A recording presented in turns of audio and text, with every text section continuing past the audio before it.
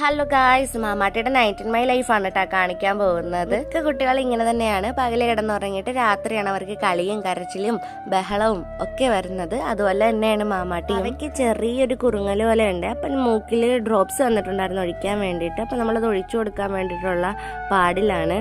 അവൾ വിചാരിച്ച അവൾക്ക് കഴിക്കാനുള്ള എന്തോ സാധനമാണ്. ഇത് വാ പൊളിച്ചിട്ട് വരുന്നുണ്ടില്ലേ. കുഞ്ഞാവ് സാധിച്ചിട്ട് അമ്മ അതൊന്ന് ക്ലീൻ ചെയ്യാൻ വേണ്ടിയിട്ടായിരുന്നു താഴെ കിടത്തിയത്. താഴത്തുനിന്ന് മേലെ എടുത്ത് അമ്മയുടെ മടി വെച്ചപ്പോഴേക്കും തുണിയൊക്കെ മാറിയിട്ടാണ് കേട്ടോ അവളതേ ഷൂഷു വെച്ചു കൊടുത്തു. ഇപ്പം നിങ്ങൾ ചിന്തിക്കുന്നുണ്ടാവും ഞാനിവിടെ ഉറക്കം തൂങ്ങിയിരിപ്പുണ്ട്.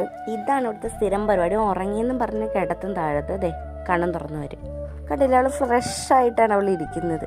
പിന്നെ കുറച്ചു നേരം പാലൊക്കെ കൊടുത്തിട്ട് 2 ആട്ടമൊക്കെ ആട്ടിയിട്ട് പിന്നെയും കിടത്തി ഉറക്കിയിട്ടുണ്ടായിരുന്നു. ഇവൾക്ക് വയറ്റിൽ നോവുള്ളത് കൊണ്ട് ഇവൾ ഭയങ്കര ബഹളമാണ് ഉച്ച കഴിഞ്ഞിട്ടൊക്കെ. അപ്പോൾ നമ്മൾ നന്നായിട്ട് ഗ്യാസ് തട്ടണമെന്ന് ഡോക്ടർ പറഞ്ഞുകൊണ്ട് നന്നായിട്ട് ഗ്യാസ് തട്ടി കളയുവാണ്. ഇപ്പോൾ ഉള്ള സമയമായതുകൊണ്ട് അവളെ